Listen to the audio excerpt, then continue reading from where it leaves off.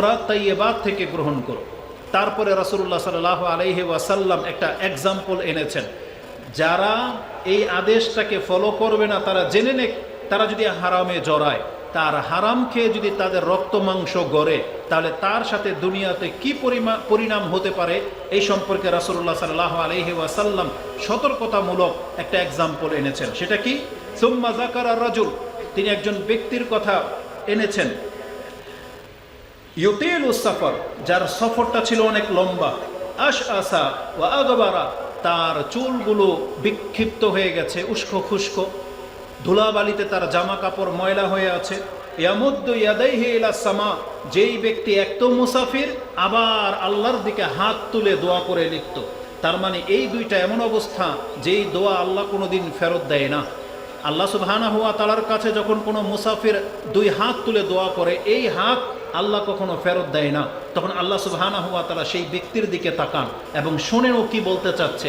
এই ব্যক্তি যখন এইভাবে হাত তুলে বলে ইয়া রাব্বি ইয়া রাব্বি, তখন আল্লাহ সুবহানাহু ওয়া তাআলা যেটা দেখতে পান, ওয়া মাতআমুহু হারাম ওয়া মালবাসুহু হারাম ওয়া মাশরাবুহু হারাম ওয়া গুদিয়া বিল হারাম ফাইনা ইউস্তাজাবু লিযালিক। আল্লাহ সুবহানাহু ওয়া তাআলা বলতেছেন, যেই ব্যক্তির পোশাক, জীবনোপকরণ, খাদ্য পানীয় হারামের উপরে প্রতিষ্ঠিত, আমি আল্লাহ এই ব্যক্তির দোয়ায় কিভাবে সাড়া দিতে পারি। তার মানে রাসূলুল্লাহ সাল্লাল্লাহু আলাইহি ওয়াসাল্লাম এখানে স্পষ্ট বলে দিয়েছেন, যেই ব্যক্তি হারাম বক্ষণ করে তার দোয়া কবুল হয় না। এখানে একটা সূক্ষ্ম বাক্য, যদিও এটা আমাদের সালাফদের কথাটা আমরা নিতে পারি না। অনেক সালাফরা এটা বলেছেন যে হারাম খেলে ইবাদত কবুল হয় না। দোয়াও ইবাদত, আবার সালাত আদায় করো ইবাদত। এখানে কনফিউজ আপনি হয়ে যান না। এটাই স্পষ্ট, দোয়া কবুল হবে না, কিন্তু সালাত কবুল হবে কি হবে না এটা সম্পর্কে পৃথক বর্ণনা আছে, যেটাতে বোঝা যায় যে ওই বক্তব্যটা আসলে মোটামুটি সঠিক নয়। যে একজন হারামখোর হারাম খাচ্ছে তাই বলে যে তার ইবাদত কবুল হবে না এমন না, ইবাদত তাকে করতেই হবে, কিন্তু ইবাদতের মাঝে যে দোয়াগুলো সে করে সেই দোয়াগুলো কবুল হবে না, এটি স্পষ্ট। যেমন এই হাদিসে স্পষ্ট দোয়ার কথা আছে যে দোয়া তার কবুল হবে না। হাদিসটি ইমাম মুসলিম কোট করেছেন, 2236 আপনি পেয়ে যাবেন।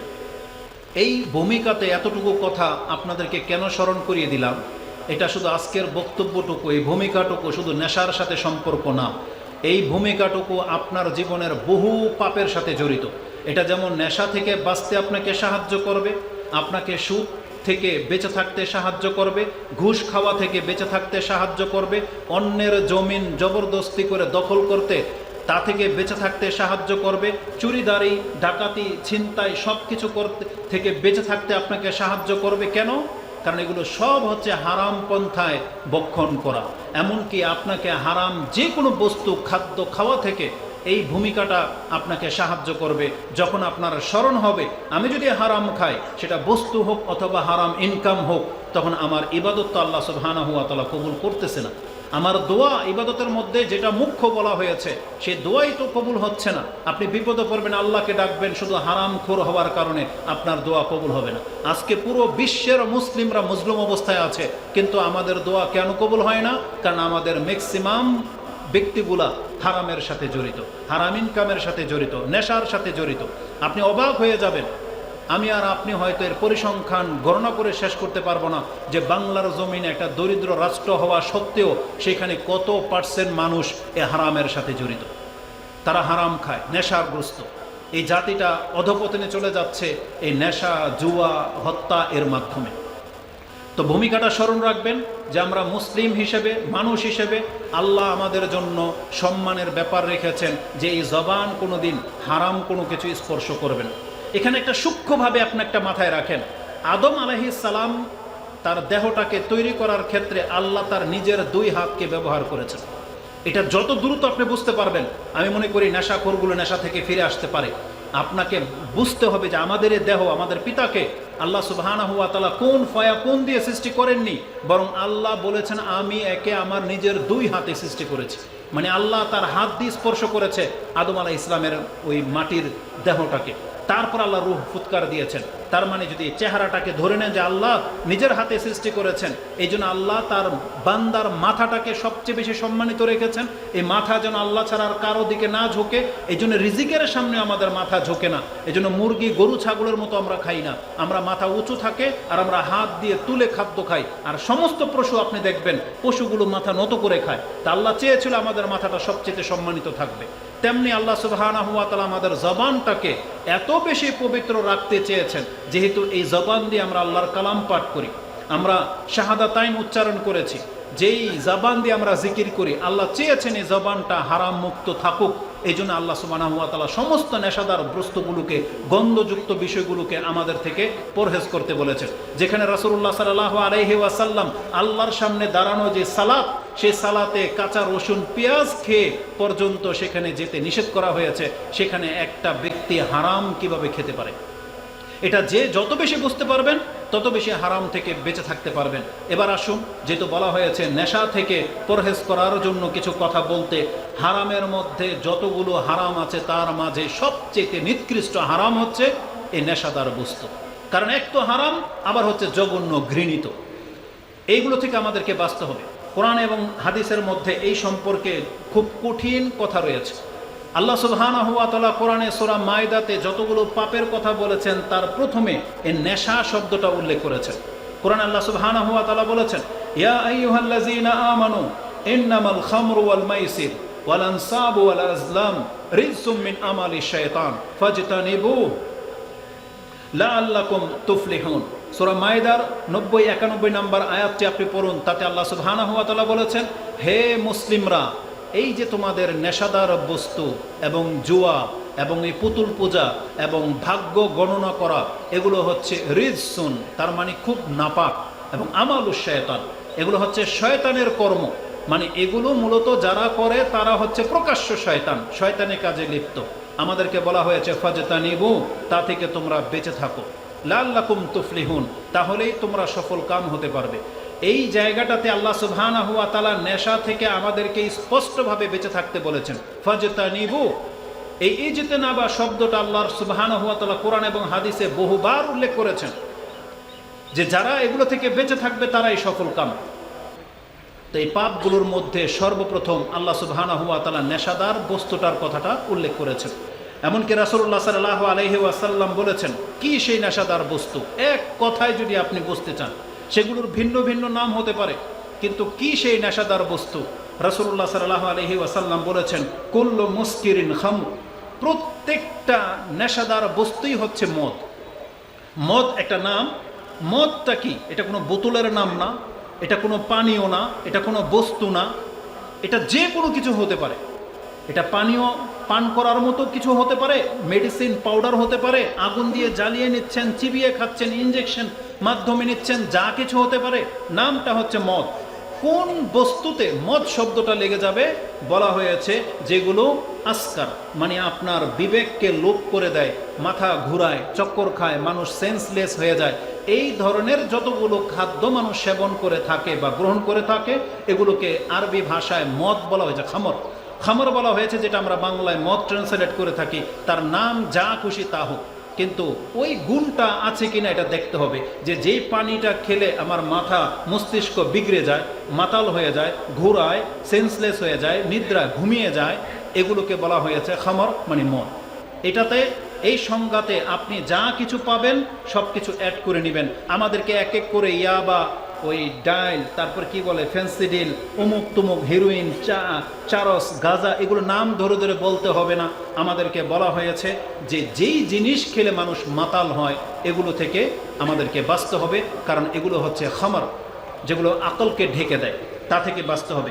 রাসূলুল্লাহ সাল্লাল্লাহু আলাইহি ওয়াসাল্লাম বলেছেন, কুল্লু শারাবি আসকারা ফাহুয়া হারাম, যেই পানীয় পান করলে নেশার তৈরি হয় এগুলোকে ইসলামে হারাম করা হয়েছে। যেহেতু সময় খুব কম শেষ, তাই আমি আর বেশি ওদিকে যেতে চাচ্ছি না। রাসূলুল্লাহ সাল্লাল্লাহু আলাইহি ওয়াসাল্লাম থেকে যে বর্ণনাগুলো আসছে, যারা ওই সিগারেট, জর্দা, তামা, গুল এগুলোকে মদ বা হারাম মনে করেন না, নিশ্চয়ই সিগারেট মদের মতো বস্তু না, মদের মতো ওই মদ না, মানে মদের যেই হুকুম সেই হুকুম হয়তো সিগারেটে পড়বে না, কিন্তু সৌদি আরবের কিবারুল উলামা যারা ফতোয়া দিয়েছেন এটা হচ্ছে হারাম। তার মানে সিগারেট, গুল, জর্দা, তামাক, বিড়ি যেগুলো আছে এগুলো সব হচ্ছে হারাম। আপনি মদ মানেন আর না মানেন, মদ মানতে হবে এটা জরুরি না। মদ আপন জায়গায় হারাম, তার পাশাপাশি এগুলোও হারাম। এগুলো হারাম হওয়ার পেছনে নেশা আসাটা জরুরি না, কারণ এগুলো হারাম হওয়ার পেছনে আরও কতগুলো কারণ জড়িত। যেমন ইসলামে অপচয় হারাম, আর এগুলোর চাইতে স্পষ্ট অপচয় বস্তু কোনো কিছু নাই। ক্ষতিকার জিনিস হারাম, তার মানে এগুলো মানুষের লাংসে এবং দেহের যত ক্ষতি করে অন্য কোনো খাদ্যের মধ্যে এত ক্ষতি না। এই জন্য এগুলোকে হালাল বলার কোনো অপশনই নাই। যেই সমস্ত বেদাতিরা বা মাযহাবিরা এটাকে হালাল করার জন্য হালকা ফতোয়া লাগিয়েছে, তারা এই জাতির সাথে খেয়ানত করেছে। তাদের থেকে বেঁচে থাকার চেষ্টা করেন। রাসূলুল্লাহ সাল্লাল্লাহু আলাইহি ওয়াসাল্লাম নাম ধরে বলেনি, একটা মূলনীতি বলেছেন। তার কাছে একটা অঞ্চলের একটা খাদ্যের কথা পেশ করা হয়েছে। রাসূলুল্লাহ সাল্লাল্লাহু আলাইহি ওয়াসাল্লামকে জিজ্ঞাসা করা হয়েছে মুজমির। আরেকটা শব্দ আছে যে রাসূলুল্লাহ সাল্লাল্লাহু আলাইহি ওয়াসাল্লামকে জিজ্ঞাসা করা হয়েছে ইয়ামান দেশে পাওয়া যায় একটা গাছের গোড়া সম্পর্কে, যে আমরা এটা খেয়ে থাকি। রাসূল সাল্লাল্লাহু আলাইহি সাল্লাম অত কিছু জানতে চায়নি। বলা হয়েছে যে ওটা খেলে কি নেশার তৈরি হয়? বলছে না, এটা খেলে নেশা হয়। তখন রাসূল বলেছেন কুল্লু মুস্কিরিন হারাম, যা কিছু খেলে নেশা তৈরি হয় এগুলো সবই ইসলামে হারাম করা হয়েছে। এবং এই হারামের মাত্রার কারণে আপনার উপরে ইসলামের কি হুকুম লাগানো হয়েছে? রাসূলুল্লাহ সাল্লাল্লাহু আলাইহি ওয়াসাল্লাম থেকে সব থেকে বড় হুকুম যেটা লাগানো হয়েছে সেটা হচ্ছে যেই ব্যক্তি নেশা করে, নেশা করা অবস্থায় তার ঈমান থাকে না। রাসূলুল্লাহ সাল্লাল্লাহু আলাইহি সাল্লাম বলেছেন যেই ব্যক্তি নেশা করে তার কিয়ামতের সাথে সম্পর্ক হলো সে পুতুল পূজারী হয়ে উঠবে। এটা সবচেয়ে কঠিন কথা। আমরা জানি অধিকাংশ পয়সাওয়ালাগুলা আপনার নেশার সাথে জড়িত, তারা প্রকাশ্যে মদ খায়। আর আমাদের মুসলিম বহু মানুষ আছে যারা অধিকাংশরা সিগারেট, পান, জর্দা, বিড়ি এগুলোর সাথে জড়িত। আপনি এখান থেকে বাঁচার চেষ্টা করেন, কারণ হাদিসের বাক্যটা এতটা কঠিন। রাসূল বলেছেন মুদমিনুল খামর কা আবিদি ওয়াসানিন, যেই ব্যক্তি নিয়মিত মদ পান করে, নেশা করে, এই ব্যক্তি হচ্ছে পুতুল পূজারীর সমতুল্য। এই বাক্যটা ইমাম ইবনে মাজাহ কোট করেছেন, 3375 পেয়ে যাবেন। এবং অন্যান্য কিতাবের মধ্যে আছে মান লাকি আল্লাহু মুদমিনা খামরিন, যেই ব্যক্তি নিয়মিত মদ পান করা অবস্থায় আল্লাহর সাথে সাক্ষাৎ হবে, লাকিয়াহু কাআবিদি ওয়াসানিন, এই ব্যক্তি যেন আল্লাহর সাথে সাক্ষাৎ হবে পুতুল পূজারীর রূপে। তাহলে এর চাইতে বড় কঠিন কথা আর কি হতে পারে? একটা পুতুল পূজারীকে যদি আল্লাহ সুবহানাহু ওয়া তাআলা জীবনে কোনোদিন ক্ষমা করবে না, তাহলে নিয়মিত মদখোরকেও যদি আল্লাহ সুবহানাহু ওয়া তাআলা ওইভাবে শাস্তি দেয়, গ্রহণ করে, তাহলে আপনার বাঁচার আর কোনো পথ থাকবে না। উপরন্ত রাসূলুল্লাহ সাল্লাল্লাহু আলাইহি ওয়াসাল্লাম বলেছেন মদ খাওয়া অবস্থায় তার ঈমান থাকে না। মদ খাওয়া অবস্থায় লা ইয়াজনি যানি হিনা ইয়াজনি ওয়া হুয়া মুমিন ওয়া লা ইয়াশরাবুল খামরা হিনা ইয়াশরাবুহা ওয়া হুয়া মুমিন। রাসূল বলেছেন জেনা করা অবস্থায় ঈমান থাকে না, নেশা করা অবস্থায় ঈমান থাকে না, চুরি করা অবস্থায় ঈমান থাকে না। এগুলো খুব কঠিন কথা। ওসমান রাদিয়াল্লাহু তাআলা আনহু তিনি বলতেন তোমরা নেশাদার বস্তু থেকে বেঁচে থাকো, তোমরা নেশার ধার প্রান্তে যেও না, কারণ এটা হচ্ছে উম্মুল খাবাইস, এটা হচ্ছে সমস্ত খারাপের মা। এটাই তোমাকে সমস্ত খারাপের দিকে নিয়ে যাবে। তোমাকে মিথ্যা বলা শিখাবে, চুরি করা শিখাবে, জুয়া খেলা শিখাবে, লুটতারাজ শিখাবে, হত্যা শিখাবে। তার মূলে রয়েছে নেশা। কারণ একজন ব্যক্তি যখন নেশাগ্রস্ত হয়ে যায় তখন তার নেশার দ্রব্য কিনতে না পারলে সে ঘরে ভাঙচুর করে, বাপ মাকে হত্যা পর্যন্ত করেছে এই নেশার কারণে, বাপ মাকে হত্যা করেছে। তাহলে আপনাকে আমাকে ছেড়ে দেবে? রাস্তাঘাটের পোলাপান যেগুলোকে আমরা ছেড়ে দিয়েছি নেশাখোর ব্যক্তি হিসাবে, এদের দ্বারাই সবচেয়ে বেশি ক্রাইম হয়, এদের দ্বারাই সবচেয়ে বেশি জেনা হয়, এদের দ্বারাই সবচেয়ে বেশি হত্যা হয় এবং অরাজকতা যা হয়। একটা নেশাখোর ব্যক্তিকে দিয়ে আপনি যা খুশি তা করিয়ে নিতে পারবেন। ওকে শুধু 200-250 টাকার একটা নেশাদার বস্তু দিয়ে ওকে দিয়ে আপনি যে কোনো কাজ করিয়ে নিতে পারবেন। এটা হচ্ছে এতটা মারাত্মক জিনিস। এই নেশা জাতিটার মেরুদণ্ডকে ধ্বংস করে দিচ্ছে। বাঁচার পথ একটাই, আপনি তওবা করে আল্লাহর পথ ধরে নেন। যেমন একটু পূর্বেই আমাদের ভাই, আমাদের শেখ, তিনি যে শিক্ষা নিয়ে আলোচনা করেছিলেন, তিনি বলেছিলেন শিক্ষা মানুষকে আল্লাহর ভয় শেখাবে, আর আল্লাহর ভয় যার মধ্যে নাই তার দ্বারা সব কিছু সম্ভব। এই জন্য আল্লাহর ভয় হচ্ছে সর্বপ্রথম। আল্লাহর ভয় যার মধ্যে আসবে সেই ব্যক্তি নেশা কেন যে কোনো পাপ থেকে বেঁচে থাকার জন্য তার জন্য একটাই পাথেয়, সেটা হচ্ছে তাকওয়া। এই মর্মে একটা শুধু আয়াত বলবো, সূরা নূরে আল্লাহ সুবহানাহু ওয়া তাআলা আমাদেরকে বলেছেন 52 নম্বর আয়াতে পেয়ে যাবেন, অমাইয়ুতি ইল্লাহ ওয়া রাসূলাহ, যেই ব্যক্তি আল্লাহ এবং তার রাসূলের অনুসরণ করবে, ওয়ায়াখশাল্লাহ ওয়া ইয়াত্তাকি, এবং যেই ব্যক্তি আল্লাহকে ভয় করবে এবং আল্লাহর অসন্তুষ্টি থেকে বেঁচে থাকবে, ফাউলাইকা হুমুল ফাইজুন, এই ব্যক্তিই হলো সফলকাম। আমাদেরকে আল্লাহ সুবহানাহু ওয়া তাআলা এবং তার রাসূলের ইত্তেবা করতে হবে, আমাদেরকে আল্লাহকে ভয় করতে হবে এবং আল্লাহ সুবহানাহু ওয়া তাআলার অসন্তুষ্টি কাজ থেকে বেঁচে থাকতে হবে। এই মর্মে সর্বশেষ কথা ওটাই আপনাকে স্মরণ করিয়ে দিচ্ছি, আমি আর আপনি মানুষ এবং আমি আর আপনি মুসলিম। একটা মানুষ মুসলিম কখনো নোংরা জিনিস খেতে পারে না। বাঁচতে হলে যেমন তাকওয়া লাগবে, আরেকটা জিনিস লাগবে, সেটা আপনার অন্তরকে আপনি শিখান। আপনি কুকুরের গোশত কেন খান না? আপনি খাচ্ছেন, যদি কেউ বলে এটা কুকুরের গোশত, আপনি বমি করে ফেলে দিচ্ছেন, আপনার অবস্থা খারাপ হয়ে যাচ্ছে, আপনি বলবেন যে কুকুরের গোশত হারাম সেই জন্য খাই না। না, কুকুরের গোশত হারাম এটার জন্য আপনি খান না, বরং কুকুরের গোশত হচ্ছে ঘৃণিত, আপনি এটাকে ঘৃণা করেন। মানুষের পায়খানা আপনার সামনে প্লেটে পেশ করলে আপনি এটাকে ঘৃণা করেন, এই জন্য আপনি খান না, শুধু হারাম হওয়ার কারণে না। যদি আপনার মধ্যে ঘৃণা জন্মাইতে পারেন যে সিগারেটটা দেখবেন আমার ঘৃণা লাগে, আরে আমরা তো কোনো সিগারেট খোর ব্যক্তির হাতে সিগারেট থাকলে সেই দোকান থেকে আমরা কোনো সদাই পর্যন্ত কিনি না, কোনো রিক্সার মধ্যে চাপি না, যদি তার হাতে আমরা সিগারেট দেখতে পাই। কিন্তু আপনি কেমন নির্লজ্জ, একটা সিগারেট খোরের পাশে বসে থাকবেন, সিগারেট খোরের বিছানায় আপনি শুচ্ছেন। আমাদের ওই মা বোনদেরকে বলতে চাই, মহিলাদেরকে, যাদের ঘরের স্বামীরা সিগারেট খায় তাদের সাথে যায় কিভাবে? এই নোংরা তো যেমন আপনি ঘৃণা করেন, এই সিগারেট, জর্দা, বিড়ি, তামাক এগুলোকে যদি ওইভাবে ঘৃণা করতে পারেন তাহলে আপনি বাঁচতে পারবেন। আর এই ঘৃণাটাই হচ্ছে সবচেয়ে বড় ব্যাপার। কারণ রাসূলুল্লাহ সাল্লাল্লাহু আলাইহি ওয়াসাল্লাম বলেছেন, একজন মুসলিম, একজন ব্যক্তি যখন আগুনে পড়াটাকে যেভাবে ঘৃণা করে, সে কুফুরির দিকে এবং এই পাপ কাজের দিকে যাওয়াটাকে যদি এভাবে ঘৃণা করতে পারে, তাহলে সেই ব্যক্তি ঈমানের স্বাদ পাবে। আল্লাহ আমাকে এবং আপনাদেরকে বোঝার এবং সে অনুযায়ী আমল করার তৌফিক দান করুন। আল্লাহ আমাদেরকে যাদের